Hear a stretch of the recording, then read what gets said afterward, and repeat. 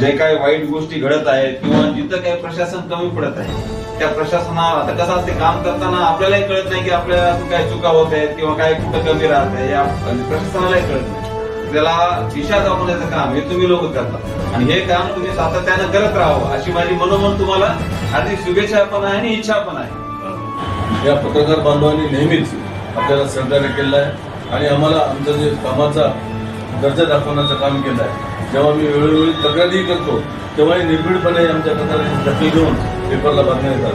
कारण पत्रकारितेचं हेच काम आहे की जे चांगल्या गोष्टी चालल्या ते दाखवायच्यात आणि वाईट गोष्टी काही असेल त्या रोखण्याचं काम तुमच्या नेतृत्वात होते हे मला माहिती आहे. कारण का मी सर्व पत्रकारांचा सन्मान, मराठी पत्रकार असो किंवा कोणतेही पत्रकार असो, त्यांचा हा सन्मान करण्याची पद्धत महाराष्ट्रासह इतर देशातही सुरू झालेली आहे.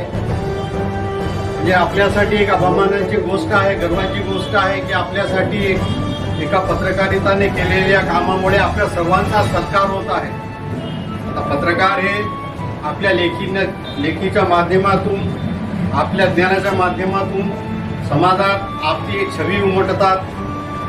समाजात, राजकारणात, शासनात जे घडणाऱ्या घडामोडींचा आम जनतेसमोर, समाजासमोर जे चित्र रेखाटून लोकांना माहिती देतात. मुदखेड येथे दर्पण दिन उत्साहात साजरा. विविध मान्यवरांकडून पत्रकारांचा सन्मान. मुदखेड आद्य पत्रकार बाळशास्त्री जांभेकर यांच्या जयंतीनिमित्त साजरा होणाऱ्या दर्पण दिनाचे औचित्य साधून मुदखेड तालुक्यातील पत्रकारांचा विविध स्तरांवर सत्कार करण्यात आला. नगर परिषदेच्या नवनिर्वाचित नगराध्यक्षा सौ विश्रांतीताई माधव पाटील कदम यांच्या हस्ते नगर परिषद कार्यालयात एका विशेष कार्यक्रमाचे आयोजन करण्यात आले होते. यावेळी तालुक्यातील सर्व पत्रकारांना वही, पेन आणि पुष्प देऊन सन्मानित करण्यात आले. लोकशाही बळकट करण्यासाठी पत्रकारांचे योगदान महत्त्वाचे असल्याचे मत यावेळी नगराध्यक्षांनी व्यक्त केले.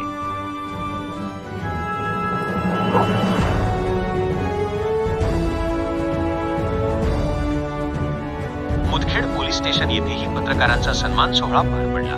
पोलीस निरीक्षक धीरज चव्हाण, पीपीआय पी.आर. कमळे आणि डीएसपी किशोर पाटील साहेब यांनी उपस्थित राहून पत्रकारांना वही, पेन व पुष्प देऊन त्यांच्या कार्याचे कौतुक केले. समाजात शांतता व सुव्यवस्था राखण्यासाठी पोलीस आणि पत्रकार हे एकाच नाण्याच्या दोन बाजू असल्याचे त्यांनी यावेळी नमूद केले.